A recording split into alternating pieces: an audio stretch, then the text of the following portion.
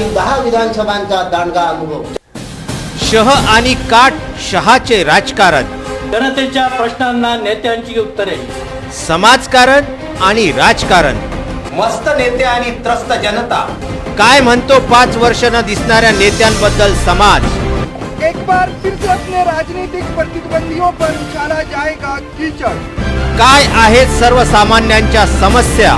जनतेचा कौल कुणाला, भाजपचे नाव युतीला की काँग्रेस राष्ट्रवादी आघाडीला. शय और मात के इस खेल में किसकी बनेगी बात और कौन रहेगा खाली हाथ.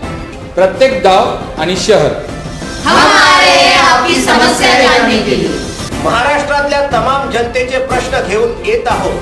बघत रहा निवडणूक रणसंग्राम 2019 फक्त विदर्भ न्यूज आणि VCN न्यूज वरती.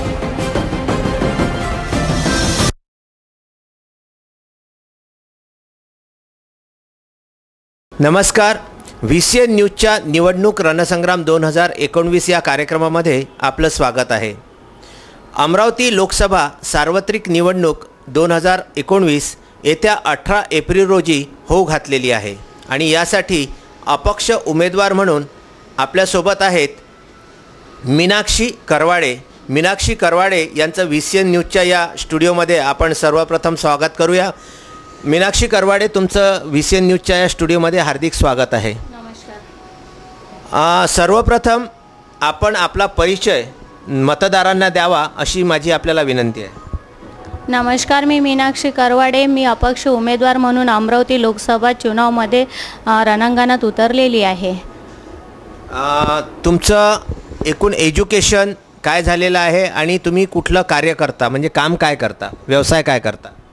माझा व्यवसाय पत्रकारितेचा आहे. मी चारगडकाट वृत्तपत्राची संपादिका आहे आणि पॉवर ऑफ मीडियामध्ये जिल्हा सचिव आहे. त्यामुळे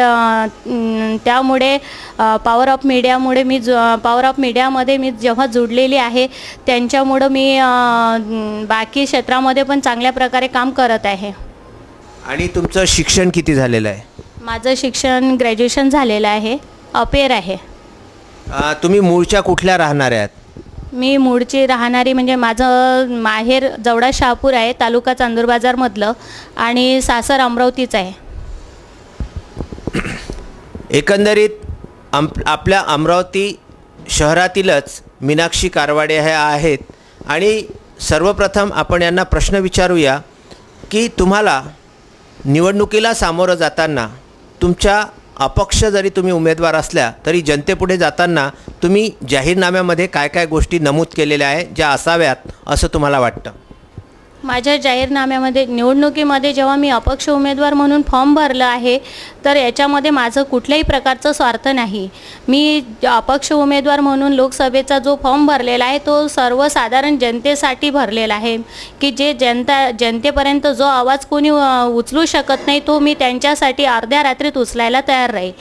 आणि आता जाहीरनामा म्हटलं तर जे शेतकरी लोक आहेत ते रात्रंदिवस एक करून ते शेतात राबराब कष्ट करतात, पण त्यांच्या पिकाला हमीभाव येत नाही. आणि दुसरी गोष्ट, जे मजूर लोक आहे 100 आणि 150 रुपये रोजाने कामाला जातात, पण त्यांना घरी धड खायला अन्न मिळत नाही. जेव्हा महागाई वाढते तर लगेच सरकार म्हणतो की जे सर्व्हिसवाले लोक असतात त्यांचे पगारमध्ये वाढ करा, वेतन वाढवा. तर मग शेतकरी लोक जे आहे, जे शेतमजूर आहे, त्यांच्या कमाईमध्ये का वाढ नाही होत? मेलघाटमध्ये कुपोषक बालक आहे. कुपोषक बालकमध्ये पण त्यांना पौष्टिक आहार न मिळाल्यामुळे त्यांची वाढ खुंटते आणि त्यांना दवाखान्याची व्यवस्था व्यवस्थित होत नाही. त्यांना मेलघाटमधून अमरावतीच्या जिल्हा सामान्य रुग्णालयामध्ये यावं लागते. तरी 200-250 रन करून त्यांना येईपर्यंत कधी काळी त्यांचं बाळ दगावू शकते किंवा कोणता पेशंट दगावू शकते. त्याच्यासाठी पण मी कटिबद्ध राहील की धारणी मेलघाटमध्ये असा जिल्हा सामान्य रुग्णालयासारखा मोठा दवाखाना तिथे झाला पाहिजे, याच्याकडे माझं पहिले लक्ष राहील. धारणी आणि मेळघाटमधील कुपोषण आणि धारणी मेळघाटमध्ये एखादं मोठं हॉस्पिटल नसावं अशी खंत त्यांनी व्यक्त केलेली आहे।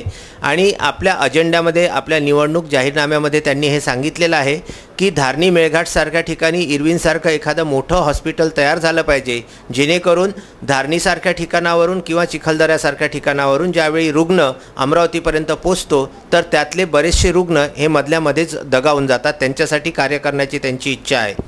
अमरावतीमध्ये आपल्याला कुठल्या गोष्टी सारख्या खलतात की आजपर्यंत जे स्थानिक खासदार होऊन गेले त्यांनी आजपर्यंत त्या गोष्टींकडचा पाठपुरावा केला नाही, त्या गोष्टींकडे लक्ष दिलेलं नाही, अशा कुठल्या गोष्टी आपल्याला नेमक्या जाणवतात? आता खासदार जे झालेले आहेत तर त्यांनी अमरावती जिल्ह्यामध्ये खासदारकीसाठी म्हणजे जेव्हा पद मिळालं तेव्हा ते दिल्ली, कलकत्ता इकडेच नुसतं फिरत राहतात। पण अमरावती जिल्हा जे आहे, अमरावती जिल्ह्यामध्ये 365 गावं आहे। तर गावातले जे लोक, खेड्यापाड्यानं जे लोक राहतात त्यांच्याकडे विजेचा पुरवठा नसतो, पाण्याची टंचाई असते, रोड नसतात, शौचालय नसतात। मग कधीतरी खासदारांनी फक्त तिकडे नुसतं वोट मागण्यासाठी जाण्यापूर्वी त्याच्यासाठी त्यांनी तिकडे जाऊन त्यांच्या समस्या जाणून घेणं गरजेचं आहे। आणि जर खासदार झालो आपण तर आपण डायरेक्ट इकडे मंत्रालयात गेल्यापेक्षा पहिले निवडून आल्याबरोबर त्या गावात जर आपण गेलो तर त्या लोकांना खूप मोठा अभिमान वाटेल आणि अजून त्यांचा आनंद दुगुणित होऊन ते आपल्यासोबत राहतील।